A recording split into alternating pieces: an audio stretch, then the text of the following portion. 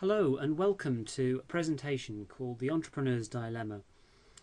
And this presentation came about because we here at Strategic Mentors have been having discussions recently with a various number of accountants, and their reaction and expectation of their clients has really struck us as surprising. In particular, there was one who was describing the fact, as he sees it, that a number of his clients have grown and demonstrate that they can be successful, but the owners are completely stressed out. And the accountants, see it as inevitable that those businesses will retrench back to a smaller and more comfortable level. And here at Strategic Mentors, we just know that this doesn't have to be this way. That actually, if you can make a breakthrough and take your business to the next level, that's where you get more time and more freedom. But we know that that's not always easy and people find it difficult, and therefore they do retrench. So what we've done is we thought we'd illustrate it through Victor's story. Why is it that many companies, in fact most companies, don't take advantage of the opportunities that are available to them? The reality is they don't make the most of their situation. The fact, as you can see at the bottom, is that out of 4.8 million VAT registered companies in the UK, less than 10% have more than 10 employees. The consequence of that is what I described earlier, that the owner is rushed, stressed, certainly isn't achieving their full ambition. So let's go back to Victor, and it all started with an idea. Victor knew there was a need in the market, and he knew how to satisfy this need better than anyone else. More than that, he had been working for other people, and he was fed up for working for dictators. And he thought, actually, no, I want a better life. And so what he then thought about was how to achieve that better life, and that would be through growing a business. And he would do this through having more time and having more money. And he really wanted to be the master of his own destiny and achieve freedom. And he did do that. He got a number of plaudits. He got respect for a job well done. He won a number of awards for having an excellent business of a particular size. He had the kudos of having his own business, and he was admired as being successful. And in more than that, he had the trappings. He had a flashy car. His children were at private school. He also had a big house living in the Cotswolds. So everything was going very well. In fact, everything was very successful, as you can see on the next screen. Things are going really well, and Victor has never been so busy. Now, you can see the message on the screen.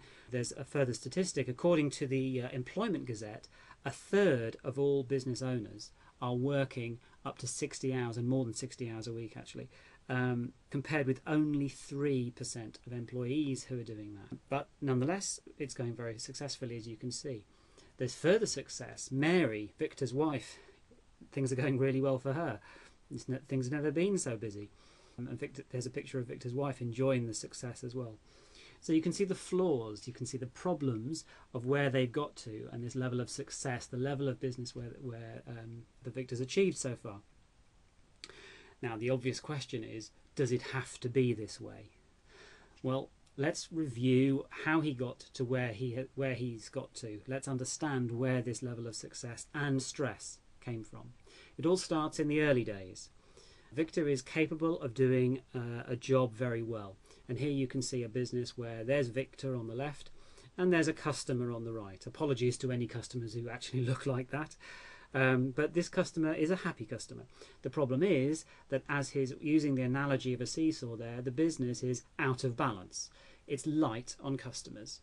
And so that's clearly what Victor needed to work on. And he did that, and the business grew and became more successful, and there you can see a business that is now more in balance. There are more customers, but Victor needs more staff to manage the level of business that he's achieved. So what he does is he effectively recruits a clone of himself, and you can see that on his back he starts to increase the amount of baggage that he has to carry. But at this stage the business is going well, and it continues to go well. Now it's going really well. You can see a lot more customers. Some are happy, some are not so happy. In fact, some are quite concerned. You can also see that he's got more staff and more baggage. And clearly in that diagram the business is out of balance. And that's the situation that many people like Victor find themselves in. So where's the real problem? Well, this is where we get to something called the barriers of growth. And in outline, growing a business is like running the Grand National. There are a number of steps and hurdles to overcome. You have the startup stage, and then as the business grows, you've got to overcome the challenge of the leadership, and then moving on to breaking through the autonomy, moving through control and excessive systems. All of these things are necessary stages and barriers to overcome as the business grows. And you can also see there's the headline solutions to each of those barriers. You get through the startup by having just commitment and getting on with it. Then you need creativity to find solutions. You provide direction, eventually delegation, and finally collaboration. That's the headline. But if you think about all of that as like the Grand National, some horses will fall at the early fences. Some businesses won't get off the ground.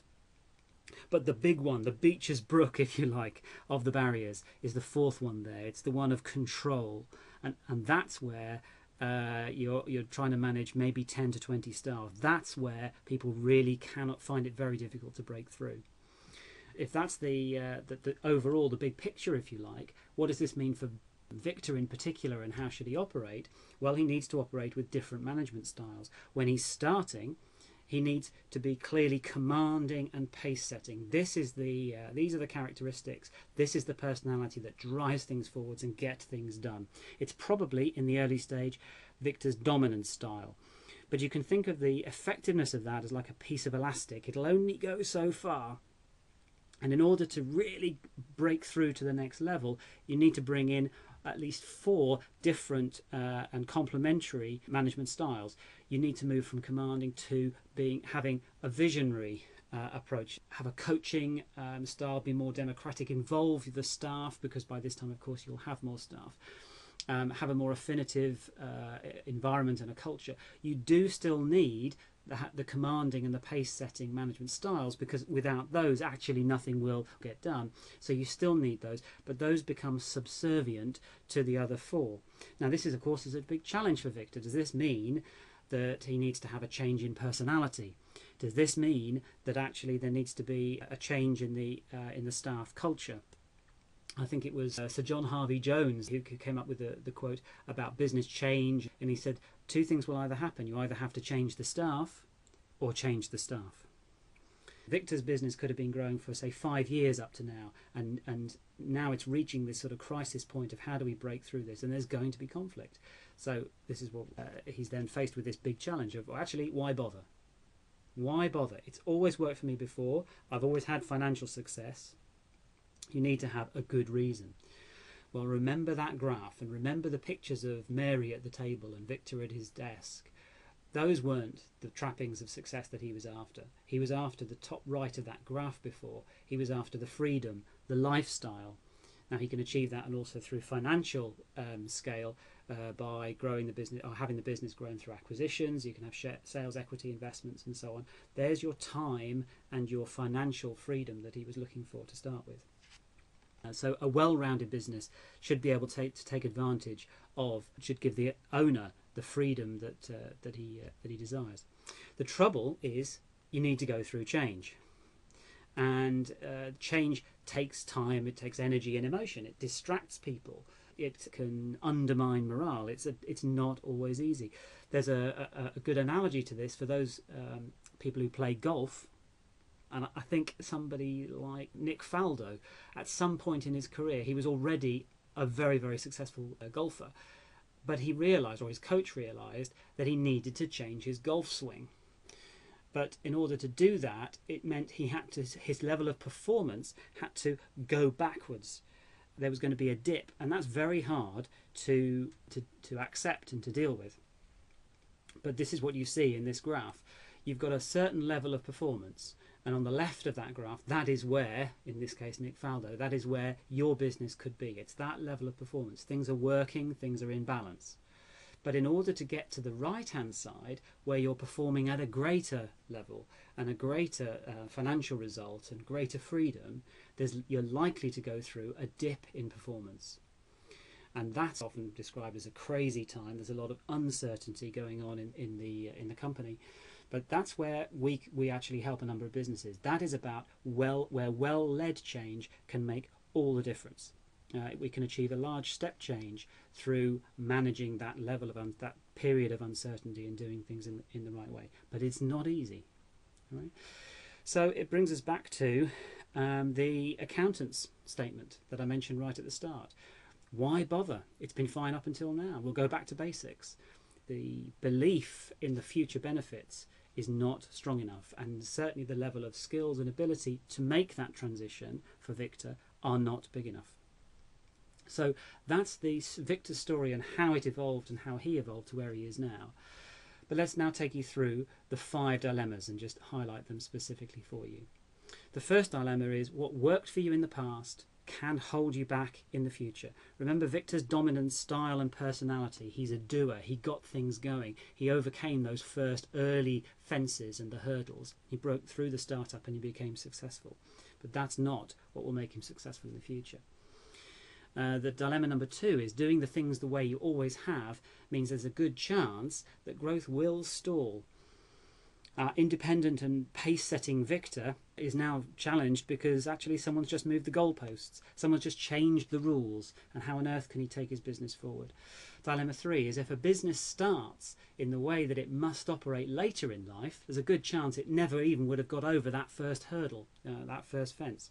Remember, the personality that Victor has to get going won't help him in the future. Equally, if he was totally focused in the early days on having an organisation chart and having democratic discussions about how things are going to get done and who's going to do them, it never would have got off the ground in the first place.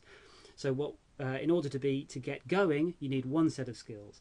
In order to get growth, you need a different set of skills. The dilemma number 4 is change can be difficult and dangerous. You're caught between the devil and the deep blue sea. Remember the graph with the dip in the middle? The left side was where you were, the right side is where you want to be. Getting there goes through this dip. It's difficult and it can be dangerous. You don't want to jeopardize the business by going through that change. And finally, the 5th dilemma is larger businesses have more chance of surviving. Certainly they can offer a better lifestyle to the owners and have a greater monetary value. The question is, do we stay in the straw house that we've built or change the habits that have made us successful so far? Okay, so remember Victor's story. Out of 4.8 million VAT-registered companies, less than 10% have more than 10 employees. That's why Victor has come to a halt at that control hurdle, that 4th fence. That's why through these 5 dilemmas he's got to the stage where he's got the financial trappings, but actually the lifestyle success isn't there. This screen takes us through just as a reminder of those key stages. There's Victor at the top left, Victor being successful but not being free. We need to go through that change, overcome those hurdles in order to get to the right hand side of that graph in the middle. And we need the well-led change so that at the bottom right you get the lifestyle, you get the freedom, you get the financial rewards that you absolutely can achieve. That's the story behind the entrepreneur's dilemma. That's how people can be successful financially but still not free. The good news is it doesn't have to be this way. We've put a seminar together building on this as an introduction, this entrepreneur's dilemma. So go to our website at strategicmentors.co.uk, look for the dates for the next one and find solutions for change. Find a way that you can break through your business and help it grow into the future. Thank you for your time. I hope you found it useful and I look forward to hearing from you as you find out more about how to break through the entrepreneur's dilemma.